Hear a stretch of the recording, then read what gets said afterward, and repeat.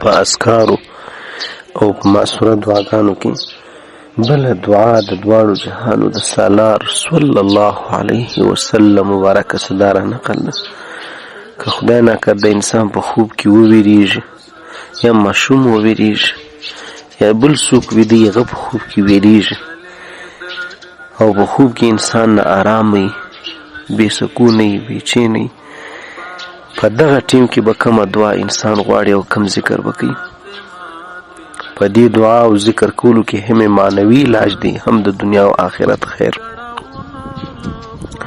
ګرانو عزتمندو ورونو او قدرمندو خوندو، اسلام یو داسې کامل دین دی چې په هر حالت کې خپلو پیروانو او منونکو ته د سکون لاره او د کامیابۍ او د خیر او د برکت لاره ښوولې ده. حتی هغه که په خوب کې انسان ویده وي، خوب ته موت الاصغر هم ویل کېږي، یعنی کوچنی مرګ. د خوب په حالت کې خدای ناکرده انسان وویریږي، وډارېږي، ماشوم یې وویریږي، په دغه ټیم کې به انسان څه کوي؟ کومه دعا به وایي؟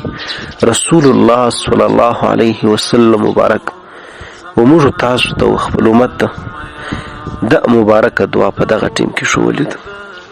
که چیرې موږ تاسو دغه دعا وغواړو یا ماشومان ویریږي پر هغو باندې ووایو یا ماشومانو ته مو زده کړو، د دنیا او آخرت خیر به الله رب العزت موږ تاسو ته په نصیب کړي، هم سکون، هم اطمینان، هم د شیطان او د وسوسو حفاظت، هم د الله رضا او هم د الله رب العزت له طرفه ثوابونه او د آخرت درجې انسان ته پر دغه باندې پرتې دي. الله رب العزت د انسان څخه راضي کېږي په دې باندې. د دعا الفاظ او لنډه لفظي ترجمه دا ده: اعوذ بکلمات الله التامات من غضبه وعقابه وشر عباده ومن همزات الشياطين وأن يحضرون.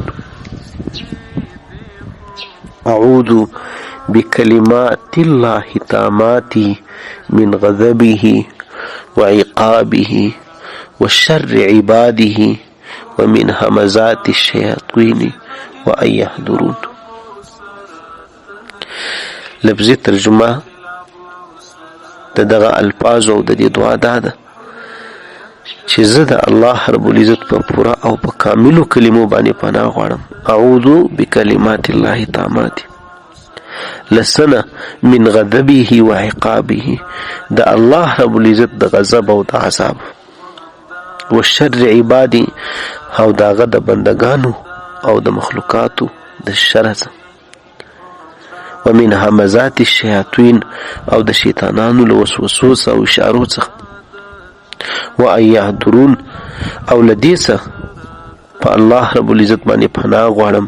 الله رب العزت زما حفاظت وکړي چې همدا شیطانان ما ته رانږدې سي او راته حاضر سي.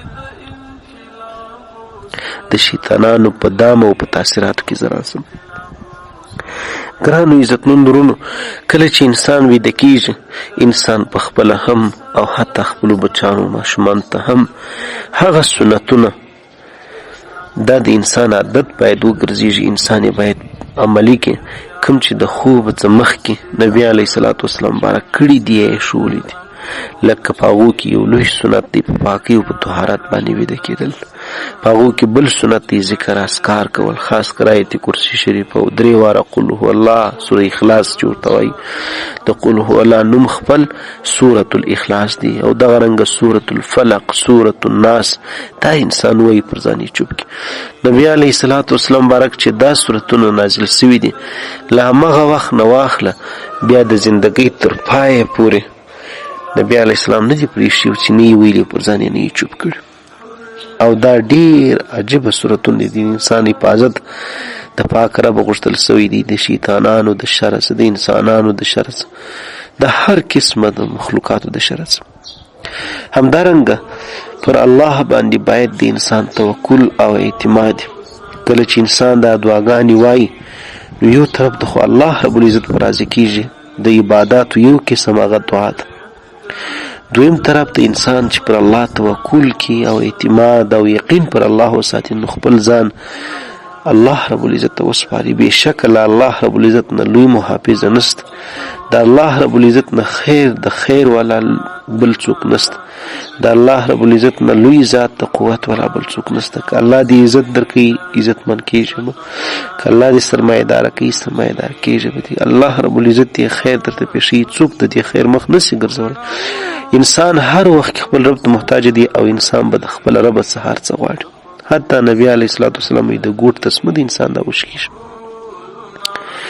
نو خپل ځان موږ تاسو د کائناتو مالک ته سپارو چې کله د اذکار کوو، چې کله موږ د الله رب العزت نه حفاظت غواړو. د شي په خوب کې وویلې دي چې راکښېنستلې دا دعا ووایه، یعنی انسان خپل ځان الله رب العزت په حفاظت کې ورکړي چې بیا هیڅ یو شر او شیطان ورته زیان نشي رسولی. په مخلوقاتو کې هیڅ یو مخلوق زیان انسان ته نشي رسولی.